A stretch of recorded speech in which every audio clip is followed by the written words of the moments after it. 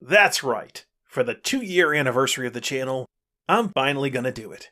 The one that no one was really asking for. The completely self-indulgent video. Time to look at all my Steeljaws. The good, the not as good, the okay, and the third party. I still couldn't tell you any one reason why Steeljaw is my favorite. I just like him. My first Steeljaw was a Christmas gift from my grandmother.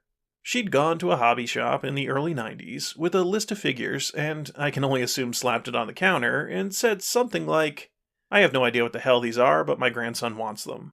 She then proceeded to get me Steeljaw, Rewind, and a G1 Sludge as well, because, and this is a direct quote, "I couldn't just give you those dinky little rectangles."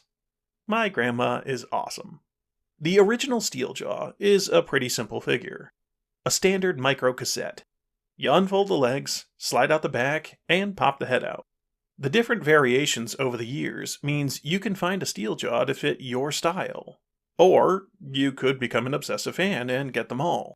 Whether it's with gold weapons, chrome weapons, or a little sticker that reveals Scorponok's weakness. Maybe you like him in package. Maybe you want him with anime colors. There's a Steeljaw for everyone.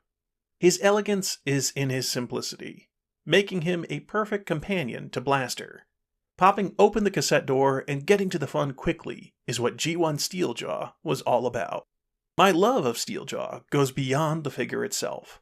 I have him on various cards. I have original box art that I will someday find an appropriate frame for, and even custom artwork from one of my favorite Transformers comic artists. It's nice to have so many ways to show off your obsessions. Throughout the years, Steeljaw became one of those names our Hasbro overlords decided to use in a more generic way, slapping it on various four-legged beasts.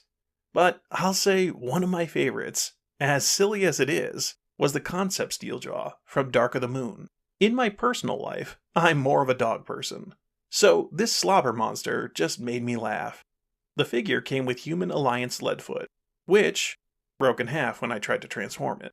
But the Steeljaw is just fine. He may not be yellow, he may not be a cassette, but I like him. He comes with a nifty leash and turns into a thing. Okay, it's not a great alt mode, but look at that face. He's such a good boy. When Fall of Cybertron hit consoles, we got an amazing game. We also got a new Steeljaw, which was not an amazing figure. I like the data discs, don't get me wrong, but the Steeljaw Ravage mold was not the greatest, to be honest. It tried to do too much while held back by the spring-loaded gimmick of the data discs. The beast mode itself is actually okay, but getting from point A to point B is not the most fun experience. Sadly, somewhere along the years I lost this Steeljaw's foot, but I'll take a 3-legged Steeljaw over a Ravage any day. Though I do have Ravage still. In 2015, we got a new Robots in Disguise, and it was not the greatest show. But it did give us probably the most fleshed out user of the Steeljaw name. A completely new character, a Decepticon, and a leader at that. This Steeljaw was nothing like the original, but he was arguably the standout character of the show. I ended up getting several of these figures, and they aren't anything spectacular, but I find myself liking the concept. The Legend Scale figure is a fun little toy. In vehicle mode, he's a nifty little SUV that rolls nice, and was a perfect pocket toy for any young child. He has a simple transformation, and looks pretty cool in robot mode. It's a nice Legends class toy. The deluxe model, on the other hand, had promise, but didn't quite hit the mark. It looks good, but it's not the best play-wise. The wolf motif of the robot mode works pretty well, and I absolutely love the tail on this guy. He looks ferocious with that head sculpt. It's really the feet and the frustrating arm articulation that hurts this figure. It could be so freaking good. It's just not. But, as I said, I liked his character, and I feel he's a decent Steeljaw that is long overdue for a Generation-style update. Now, where Hasbro tends to drop the ball with a lot of non-Season 1 cassettes, Third Party picks it up and rolls with it. I don't have every third-party Steeljaw, but I do have several. Here we have Iron Paw 1.0 and Iron Paw 2.0 from KFC. The 1.0 figure remains a quaint attempt, but wasn't the greatest quality. I'm not even going to attempt to put this guy back in cassette mode, because his weapons are a massive pain to unfold. The overall look of the figure is okay, but more recently, they took a second crack at Steeljaw, and this is much more impressive. Beautifully colored and detailed, it's a mini masterpiece that just nails the look. His transformation is intricate and a little nerve-wracking, which is par for the course for third party. But it works, and the result is a little golden rectangle for you to love. But it's Mastermind Creations that has truly upped the game when it comes to Steeljaws. Tempo is a full-scale audio cassette. Looking at this thing, you can tell it's going to do something, but what it's going to do, and how it's going to achieve it, will make your head explode. This transformation is one of the most intricate and mind-bending conversions I've ever experienced. It's also quite nail-biting when you have to form the lion mane. But sweet Primus, the result is gorgeous. There's a reason I put this figure in so much of my channel's promotions. It's honestly the Steeljaw I've always wanted. He's posable, he's detailed, and he just looks incredible. But that doesn't stop me appreciating the official products. And here we are at last. The modern day Studio Series 86 Core Class Steeljaw. This figure led me on a bit of a roller coaster. I was hyped. Then I saw it and felt disappointed. But I told myself to wait and see it in hand. Then I saw reviews, and a lot of people didn't like it. And I get why.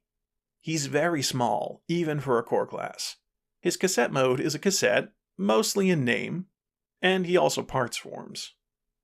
I can see why he would disappoint a lot of people. But then I played with him, and he's kind of fun. I like the way the lion mane forms, and his colors are actually pretty good. There's also a lot of wonderful little details, like the molded cassette reels, and the touches of gold paint on the yellow plastic.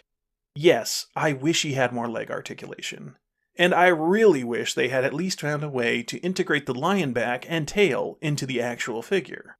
The weapons I would have been okay not being a part of the figure like the original, but he feels incomplete without a back plugged in. As I mess with this Steeljaw, I'm reminded of what the cassette bots actually are. They are, at their core, accessories for Blaster and Soundwave. And I think that's why people find this guy to be a disappointment. If this figure had come with Studio Series 86 Blaster, I don't think he would be getting as much hate, because he would have been deemed a cute little bonus.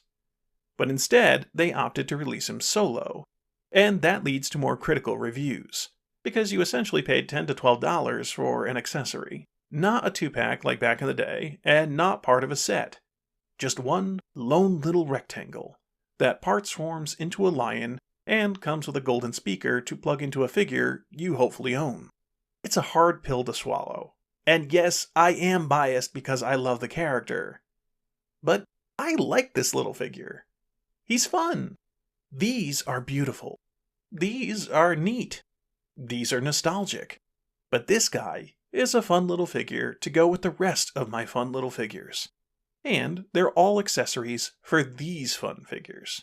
And altogether, this is truly something that makes me happy. Thank you for going on this little journey with me. 2 years doing This Toy Makes Me Happy, and I can't stress enough how much I appreciate you all tuning in each week to share in this awesome hobby with me. I believe every fan has that one character that they hold above all the rest, and just love to see, whether it's a well-known bot like Optimus Prime or Grimlock, or someone more obscure like Goldbug or Thunderwing. Let me know who your unconditional favorite is. Who makes you happy? Even if you're crazy and say it's Ravage, I won't judge you.